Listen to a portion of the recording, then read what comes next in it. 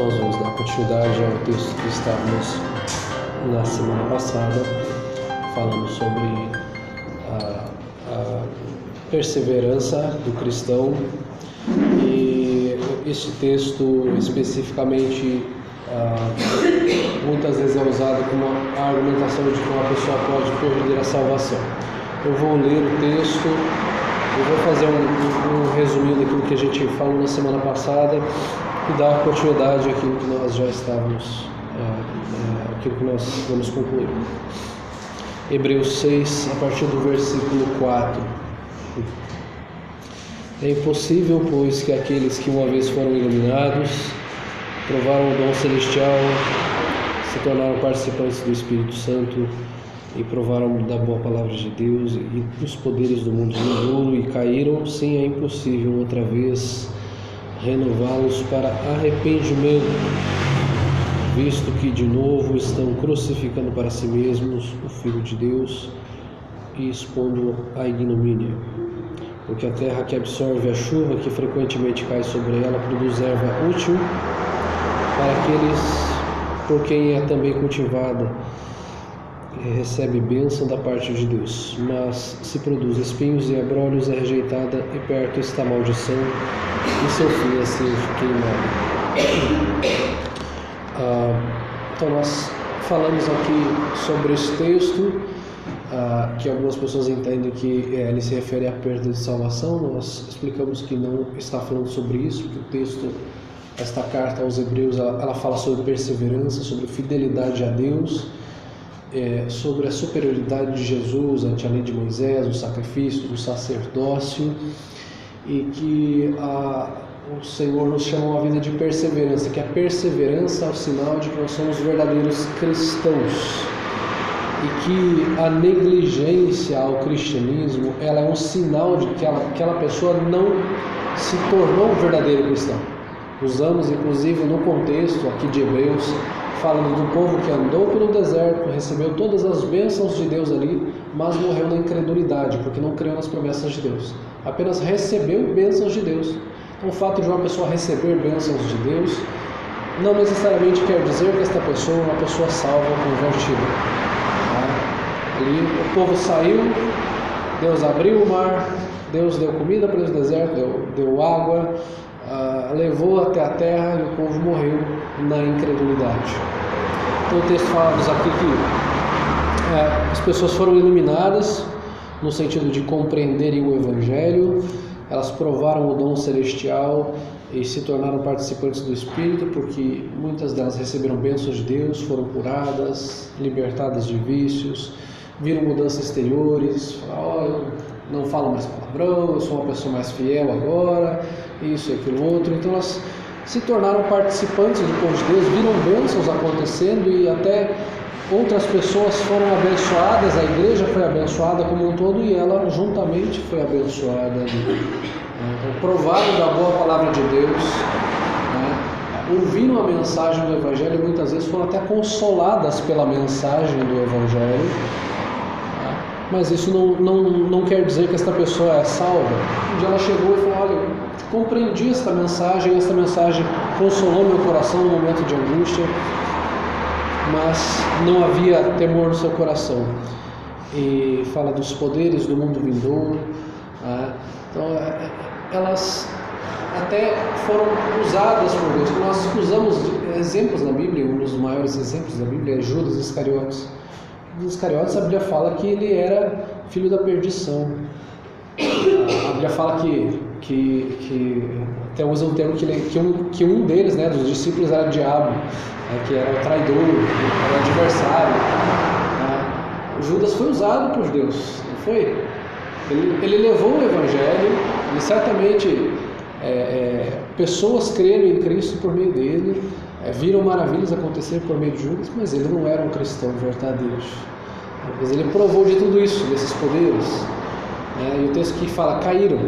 Então eles participaram de todas essas experiências e caíram. Mas tinham apenas uma aparência de cristão. Nós já vimos várias pessoas, inclusive vários líderes por aí, que causaram um grande escândalo para a igreja. Olha, presbítero de tal igreja, esse aí era um pastor de tal igreja, e hoje esse cara que era pastor, ele é ateu, ele é agnóstico, ele virou uma pessoa devassa, uma coisa do tipo. Mas olha só, ele fez isso, ele era conferencista, ele escreveu livros, ele não sei o que, a minha vida foi transformada por meio de uma mensagem no ele trouxe. Ok, só que ele não é um cristão verdadeiro, ele é um apóstata. Uma pessoa que se tornou um apóstata é um sinal de que ele nunca foi um cristão.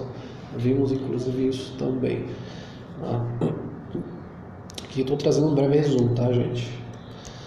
Então, o texto fala que é impossível renová-los para o arrependimento. Acho que aqui nós não chegamos até aqui.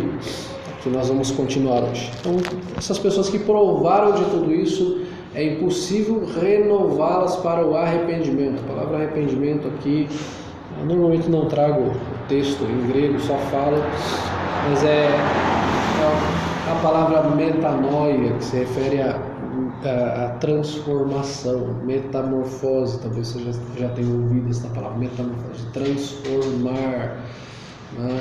Então, essas pessoas, elas sentiram apenas algum tipo de remorso, algum tipo de pesar por algum momento. O arrependimento é algo diferente.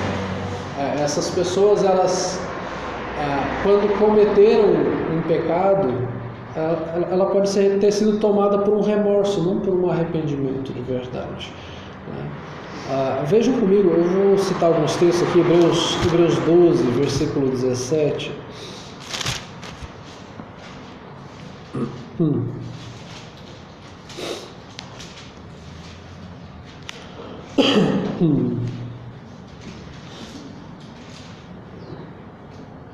Esse texto aqui ele está falando sobre Esaú. Os irmãos lembram da história de Esaú, que ele vende a sua primogenitura a Jacó. E aí o versículo 17 diz assim, capítulo 12 de Hebreus: Pois sabeis também que posteriormente, querendo herdar a bênção, foi rejeitado, pois não achou lugar de arrependimento, embora com lágrimas o tivesse buscado. Este arrependimento dele aqui estava mais baseado nas consequências que ele estava sofrendo, e não porque ele entendia o que havia acontecido. Ele estava mais pensando nas consequências, como o bandido que se arrepende quando ele é pego pela polícia, ou quando você se arrepende de ter comido 30 pedaços de pizza e depois na semana seguinte, depois que já passou todo aquele embrulho do seu estômago, você volta a comer 32 para dizer que você bateu o seu recorde. Isso não é arrependimento, é um breve remorso, né? Aí você sente aquele, nunca mais quero comer pizza, e daí na outra semana fala, agora minha meta é 33. Isso não é arrependimento. Arrependimento é aquela coisa que você fala, ofendi a Deus, glutonaria é pecado, tem que lutar contra isso. O que eu vou fazer? Não vou comer mais pizza? Não é esta a solução. Vou orar a Deus que me capacite e vou vigiar com relação a isso. Eu comi 3 pedaços de pizza. Depende do pedaço também, né, gente?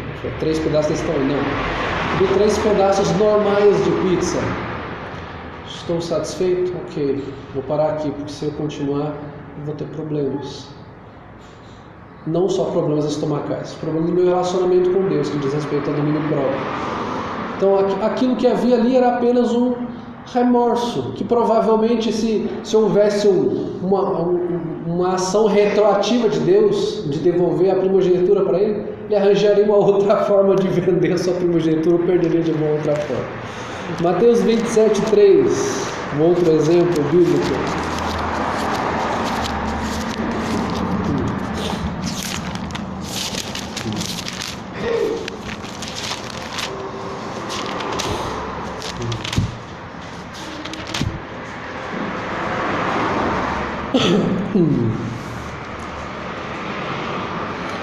Então Judas, o que traiu, vendo que Jesus fora condenado, tocado de remorso, devolveu as 30 moedas de prata aos principais sacerdotes e aos anciãos. O texto aqui de Judas fala que ele foi tocado de remorso. Ele não se arrependeu de verdade, ele foi tocado de remorso. Remorso é diferente de arrependimento. É só você ver o que aconteceu ali, você sente um certo pesar, mas não é um arrependimento verdadeiro, você não pede perdão àquele que foi ofendido. Ele vai lá e entrega as moedas, mas nada mais do que isso. Ele não se prostra no chão, pede perdão a Deus, ele não vai até Jesus e fala: olha, eu estava errado, eu peço perdão, eu sou um servo de Cristo e correu o risco de ser morto ali por amor a Cristo. Não, ele leva as moedas lá por uma questão apenas de remorso. Vou devolver aqui. Apenas um remorso. O arrependimento é algo que, quando você ofende alguém, colocando aqui na questão com outra pessoa, no caso de Judas, que ele ofendeu a Cristo, e no nosso caso, qualquer ofensa que nós cometamos contra alguém, ela diz respeito a ofendermos o caráter de Cristo também. O arrependimento é você chegar até a pessoa ofendida e falar: olha, eu errei contra você e te peço perdão. E se eu te prejudiquei de alguma forma, eu quero restituir naquilo que eu te prejudiquei. Se eu tirei algo de você, eu tenho a intenção de restituir isso. Qualquer prejuízo que você tenha causado a alguém, você deve procurar, desde que seja possível, restaurar esta pessoa. E reconhecer o seu erro e lutar para que você não erre mais naquilo. Então isso é arrependimento, é você reconhecer e você lutar contra o pecado, não simplesmente ter algum tipo de remorso. Então essas pessoas, elas não tinham esta possibilidade mais de arrependimento, porque elas já haviam passado por todas essas experiências. Como nós falamos, Judas teve se teve uma pessoa que teve experiência de estar próximo de Cristo, foi Judas. Ele ouviu dezenas, centenas de mensagens ao lado de Jesus. Ele sentou ao lado de Jesus, ele comeu juntamente com Jesus, ele dormiu nos mesmos lugares que Jesus dormia. Ele viu Jesus fazendo milagres. Ele esteve próximo, ele coletava as ofertas para Jesus. Ele era uma pessoa muito próxima. Então imagina a quantidade de experiências que ele teve com Deus. É impossível uma pessoa que teve experiências com Deus, que viu a ação de Deus, e ela apostatar da fé, ela ser renovada para arrependimento. Não há esta possibilidade, porque ela já viu tudo aquilo, ela já experienciou tudo aquilo, mas ela não creu verdadeiramente, não creu internamente, apenas viu e compreendeu na sua mente apenas intelectualmente. O texto nos fala que de novo estará crucificando o Filho de Deus. O texto fala aqui, não? Visto que de novo estão crucificando para si mesmos o Filho de Deus e expondo a ignomínia ou a humilhação, né? Então este arrependimento ele é rejeitado, ele não pode ser renovado, porque estas pessoas, elas voltaram para a velha vida, elas voltaram para a sua velha natureza, elas voltaram para a natureza que sempre foi delas. Elas tiveram uma experiência boa ali, mas a natureza delas tirou elas daquilo. Um bom exemplo disso é o texto de 2 de Pedro, capítulo 2, versículos 21 e 22. Segunda carta do apóstolo Pedro, capítulo 2, versículos 21 e 22.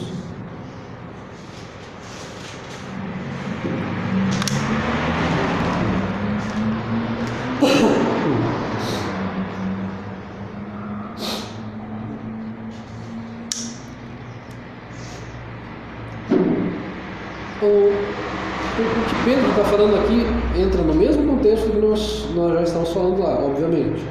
Tá? Só para nós vermos aqui, eu vou ler a partir do versículo 20. Portanto, depois de terem escapado das contaminações do mundo mediante o conhecimento do Senhor e Salvador Jesus Cristo, se deixam enredar de novo e são vencidos, tornou-se seu último estado pior do que o primeiro. E aí o versículo 21. Pois melhor lhes fora nunca tivessem conhecido o caminho da justiça, do que após conhecê-lo, volverem para trás, apartando-se do santo mandamento que lhes fora dado. Com eles aconteceu o que diz certo adágio verdadeiro: o cão voltou ao seu próprio vômito, e a porca lavada voltou a volver-se no lamaçal. Então ele está falando aqui, olha, e se voltou para a sua natureza. Ele foi tratado, mas voltou para aquilo que a natureza dele não foi mudada. Ele apenas viveu num ambiente diferente, demonstrou exteriormente uma certa mudança, usando a mesma ilustração aqui do apóstolo Pedro. Você pega aquela porquinha, lava bonitinho, deixa ela branquinha ou rosadinha, né? Aquela lavada caprichada nela ali, passa um talquinho até, né? E você solta a bichinha e ela vai lá se revolver lá no meio da lama de novo. E ela vai se esbaldar naquilo, ela vai se sentir realizada. Você solta lá no lugar, tem uma lama do lado lá, você deixa num lugar sequinho, tranquilo ali, ela vai lá para a lama. E ela se revolve naquela lama e ela se delicia naquilo. E como o texto também fala aqui, o cão que vomita aquilo que ele tem. Eu já tive muitos cães e tenho lá ainda. E eles fazem muito isso. Eles jogam para fora aquilo. E eles vão lá e comem tudo de novo. Parece nojento isso? Mas é para ser. A Bíblia deixa isso muito claro para a gente. O que ela está falando é: você pode ver mudança numa pessoa exteriormente? Ok. Mas se ela sair daquele ambiente, entre aspas, controlado que ela está ali, daquele ambiente que o cristão vive em perseverança, que ele demonstra a transformação verdadeira, aquele que tem uma transformação interna, verdadeira, de coração, que ele se dedica ao Evangelho por amor a Cristo. Se aquele que está ali por uma motivação qualquer, porque ali é legal, porque ele é bom, porque eu gosto e tal, e algum dia ele desanima por algum motivo, motivos pessoais, motivos financeiros, de doença, eu não quero mais. Ele volta para aquela velha vida, então o estado dele volta a ser pior do que o primeiro. Ele era devasso antes, ele passa a ser 2 vezes mais. Ele era mentiroso, picareta, ele volta a ser mais picareta ainda. Ele perde qualquer tipo de temor. Quando ele estava na igreja, ele era aquele porquinho que foi lavado, que estava lá.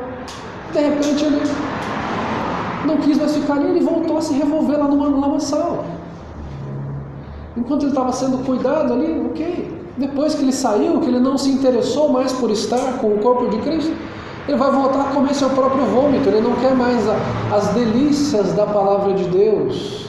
Ele não quer mais o destilar dos favos, os tesouros da palavra de Deus. Ele quer comer o próprio vômito. Essa é a natureza do ser humano. A natureza não transformada pelo Senhor. Quando o ser humano não é verdadeiramente transformado por Cristo, ele se volta para a sua velha natureza. E aí você fala: poxa vida, aquela pessoa que era tão compromissada, aparentemente, agora está nesse estado.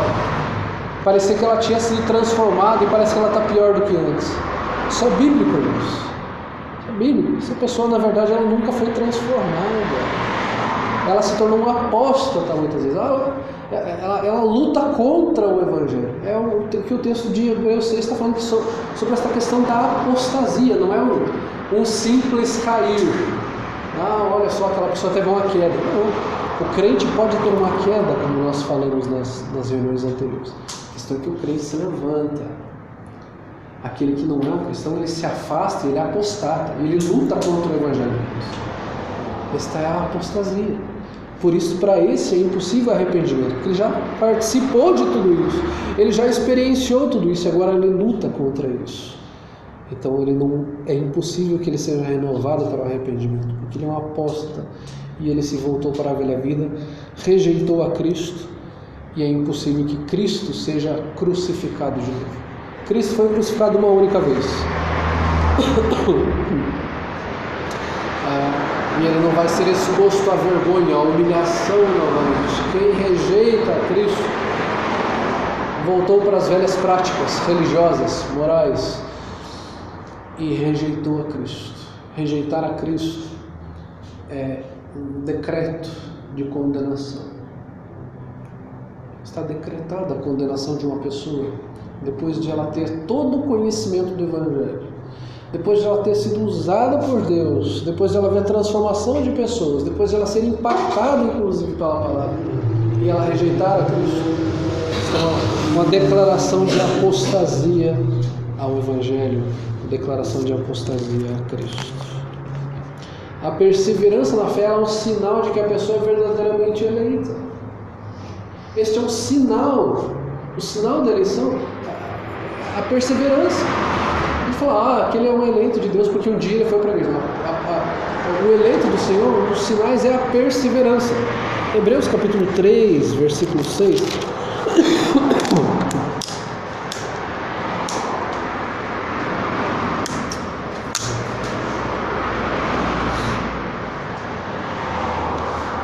Diz lá que Cristo, porém, como filho em sua casa, a qual casa somos nós, se guardarmos firme até o fim a ousadia e a exultação da esperança. Fala que nós somos casa, então fala aqui, em sua casa a qual somos nós, se guardarmos firmes. Então veja, é uma questão de perseverança. O texto nos dá esta condicional e ele nos mostra que a perseverança é sinal de que nós somos eleitos de Deus. Não é, eu sou eleito, então beleza, eu posso viver de qualquer jeito. Não, o eleito vive em perseverança. É característica do cristão a perseverança. Nós perseveramos em várias coisas. Mesmo quando nós estamos doentes, nós precisamos perseverar, não é verdade? Uma hora a gente melhora. Você está doente, mas fala, não posso desistir, eu tenho que continuar trabalhando, eu tenho que continuar estudando, eu tenho que continuar orando, eu tenho que continuar pagando as minhas contas, eu tenho que ser perseverante, não dá para parar. A perseverança está presente em tudo, e na vida cristã, na vida como um todo. A vida cristã é a vida como um todo. Então, o cristão ele vive em perseverança. Então, ele serve para nos alertar que algumas pessoas podem cogitar essa desistência da vida cristã, e isso era muito forte quando o autor aos Hebreus envia essa carta para eles. Existia esta cogitação no coração deles de desistirem da vida cristã e voltarem para a velha vida, para o judaísmo. Alguns estavam sendo ameaçados, alguns estavam passando por perseguições, sofrendo espólio dos seus bens. Mas o texto aqui nos chama a perseverança. O texto nos chama a uma vida de perseverança, e o autor então fala que nós devemos permanecer firmes. E pessoas cada vez mais têm abandonado o Evangelho por banalidades, por coisas absurdas, e têm se tornado anticristãs. Não é só desigrejados. O pessoal falou, está na moda ser desigrejado, né? Hoje é até grife ser desigrejado. As pessoas, elas abandonam o Evangelho. Alguns até falam, nem sei se eu creio mais em Deus, por coisas absurdas, né? E você fala, poxa, a necessidade de perseverança do cristão, se você tem esta fraqueza, se fortaleça em Cristo, se volte para a palavra, se volte para o Senhor. O texto de 1 João vai falar que muitas pessoas saíram do nosso meio. E se elas fossem dos nossos, elas continuariam conosco. Nós já lemos esse texto e falamos, eles saíram do nosso meio porque não eram dos nossos, porque se fossem, continuariam conosco. O verdadeiro eleito, ele é sustentado pelo Senhor, como uma ovelha. O nosso texto clássico aqui de João capítulo 10, versículos 26 ao 28, que ele fala,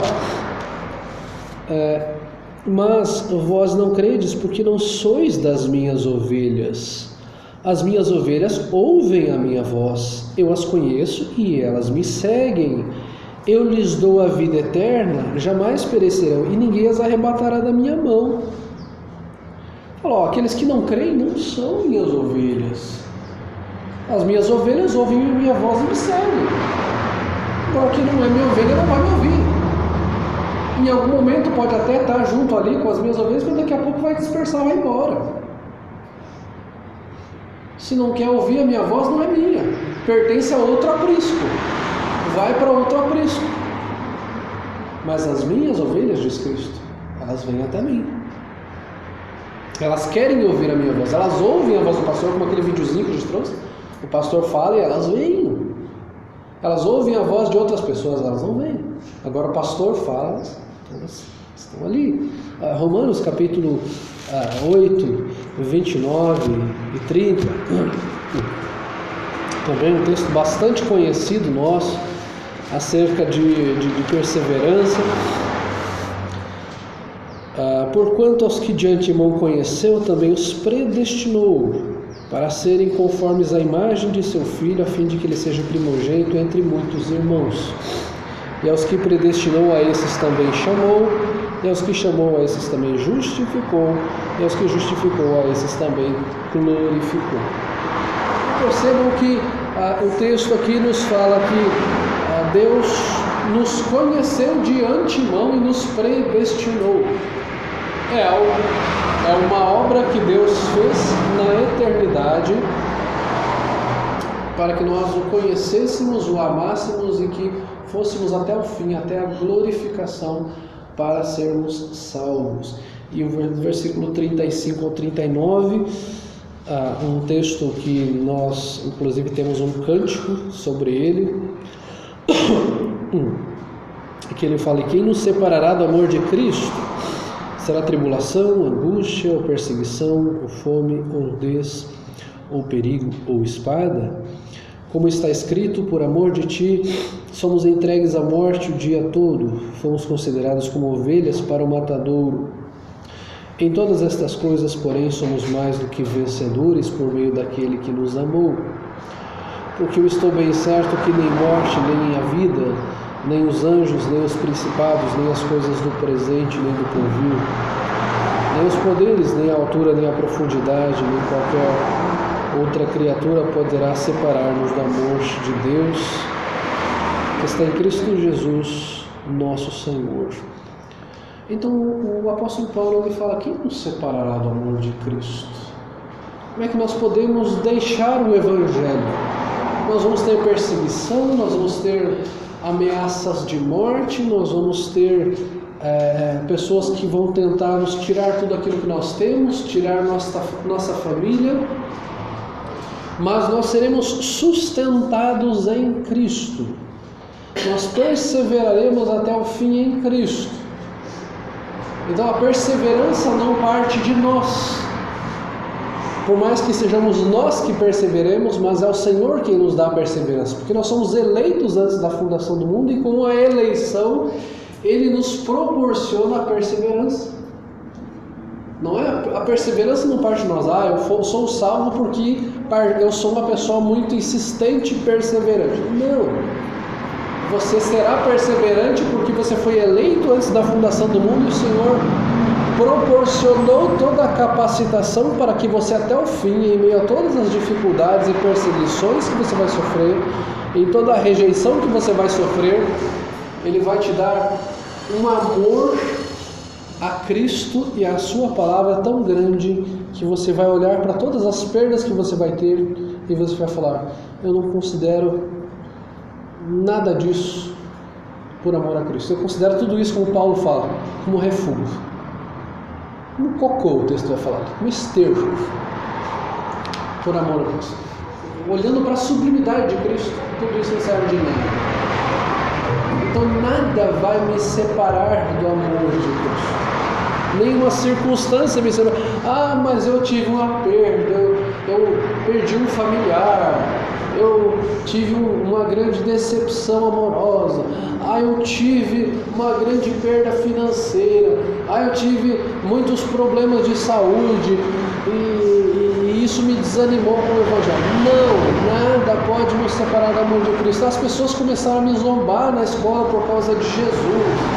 Eu fui para a universidade e as pessoas começaram a falar que quem é cristão é bobão, quem é cristão não pensa, então eu abandonei o Evangelho. Nada nos separa do amor de Cristo, nada. Nenhuma circunstância, pessoa. Versículo 7 e 8 de Hebreus nos trazem uma ilustração agrícola muito interessante, que o texto ali vai nos falar.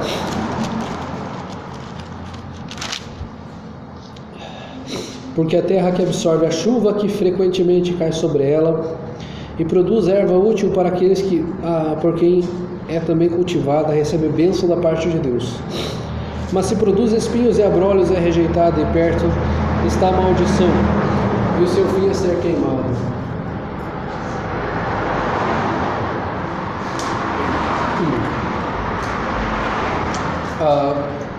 De repente você pode pensar: poxa, mas o que esses dois versículos têm a ver com o que o autor dos Hebreus estava falando aqui? Ele estava falando de renovar arrependimento, de que uma pessoa que foi iluminada e tudo mais, de toda essa experiência que ela teve, que ela não pode ser renovada para o arrependimento.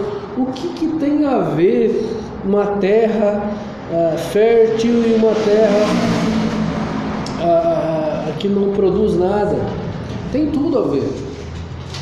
O texto aqui está falando de dois tipos de terras, de dois tipos de pessoas. Ele está falando desta terra que produz erva útil, da terra que absorve a chuva e da terra que não absorve a chuva. O que ele está usando aqui é a seguinte questão: você tem dois tipos de terrenos. Aquele que absorve a chuva, que cria uma planta bonitinha, um gramadinho bonitinho, uma árvore bonita, com frutos bonitos, cresce aquela pocã bonitona, laranja, limãozinho, enquanto tem aquela outra terra que também teve chuva naquela terra e cresce espinho naquela terra. E cresce um cacto, e cresce uma praguinha no máximo naquela terra. O que ele está falando é: a mensagem do Evangelho foi a mesma para aquelas pessoas. Deus mostrou, aquelas pessoas ouviram da mesma forma. Aquelas pessoas foi trazido a mensagem da salvação, de arrependimento, de Cristo para elas. O mesmo apelo para que se voltasse para o Senhor foram para ambas as pessoas. Foi tratado da mesma forma, mas o terreno era diferente. E aonde numa cresceu árvores frutíferas, na outra cresceu espinhos. Enquanto para uma floresceu, produziu, para outra rejeição. Foi rejeitado. Aquela terra estava tão rachada que não penetrou, não trouxe nenhum efeito para ela. Ficou ali, ela continuou rachada. Ela até chegou uma aguinha ali, trouxe até um alíviozinho de vez em quando, mas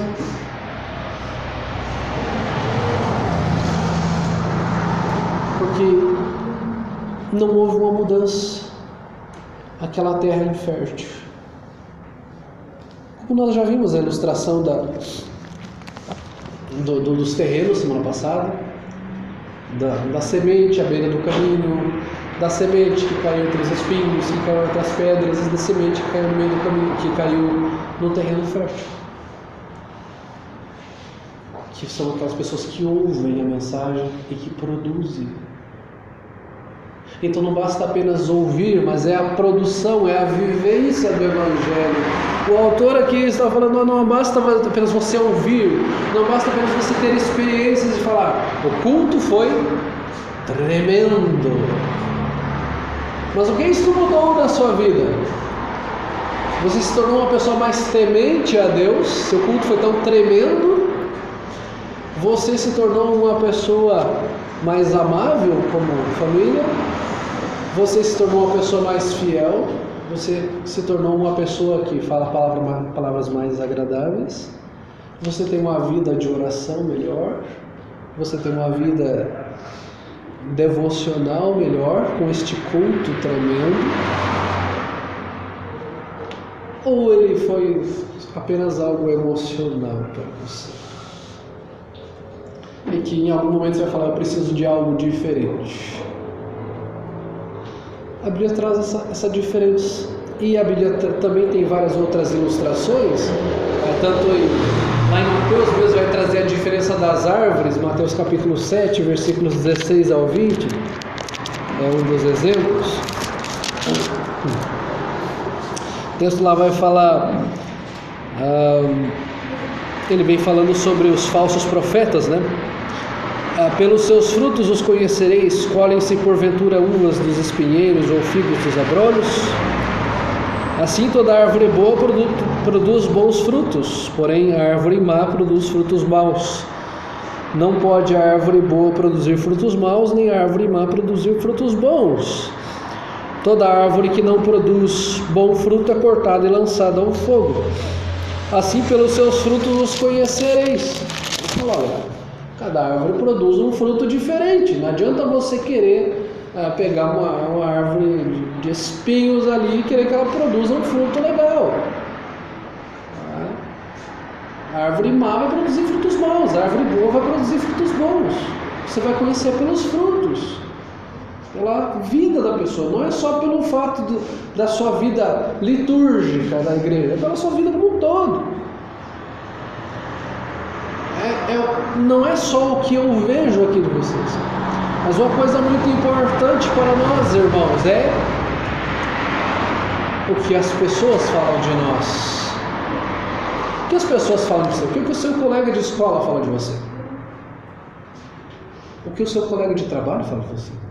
O que o seu cônjuge fala de você? O que o seu filho fala de você? Na igreja a gente tem uma aparência diferente muitas vezes, mas é o que as outras pessoas falam de você, como é o seu testemunho, como é o seu fruto de verdade. Os tipos de solo que nós já falamos, diferença dos 4 frutos que nós falamos, dos 4 terrenos, desculpa, e do texto que nós já falamos da porca lavando. A Bíblia traz essas ilustrações para mostrar, olha, a aparência pode ser uma, mas se muda um pouco a aparência, mas se você soltar, se aquela pessoa sair daquele ambiente, você vai ver no que ela se torna. Então quando nós saímos do ambiente litúrgico, nós continuamos sendo ovelhas, ou esta capa de ovelha é tirada, de repente tem um porquinho aí, se volta lá para o lamaçal. Nós somos chamados para uma vida de perseverança. Então, nós somos um solo verdadeiro, nós produziremos frutos, nós teremos desejo pelo trabalho na obra de Deus, nós testemunharemos de Cristo para as outras pessoas, nós teremos o zelo pelo Evangelho, o zelo pela glória de Deus, nós defenderemos a fé cristã, não abandonaremos a Cristo de maneira alguma. Então, essas pessoas, elas, por mais que elas estivessem com o povo de Deus, tiveram essas experiências com Cristo, elas eram um terreno infrutífero. Então, estas pessoas, elas rejeitaram a palavra de Deus, né? Elas foram desqualificadas, né? Ela nunca deu um fruto autêntico, né? Um fruto verdadeiro de Cristo, né? Elas viveram como cristãos, receberam as bênçãos de Deus, mas não deram bons frutos, por mais que foram abençoadas por Deus em momentos, mas não tinham um bom terreno. Então aqueles que não são eleitos de Deus, mesmo que participem dessas experiências com o povo de Deus, essas experiências vão servir apenas para endurecer o coração destas pessoas, para a condenação delas. Então elas estão levadas à própria maldição, à vida de uma queda longe de Cristo. Então este texto, para concluirmos, ele não fala sobre perda de salvação, né? Mas nós falamos que o cristão ele vive e persevera na sua vida cristã. O cristão vive uma vida de perseverança. Então nós vemos aqui um alerta para aqueles que se encontram na igreja para permanecerem firmes na fé. Porque aqueles que negam a fé, eles, com as suas palavras, estão dizendo: nós nunca pertencemos a Cristo. Tá? Então aqueles que aprenderam da palavra, que tiveram experiências com Cristo, vão servir a Cristo e mostrar aquilo que verdadeiramente são. Então o texto aqui vai nos mostrar este alerta contra a apostasia, né? Que o povo longe de Deus pode viver, né? Que é viver uma vida dupla, viver uma vida sem Cristo, uma vida onde você em algum momento está na igreja, mas depois abandona o Evangelho. Deus tenha misericórdia de nós e nos mantenha numa vida de perseverança. Vamos orar. Senhor Deus, o Senhor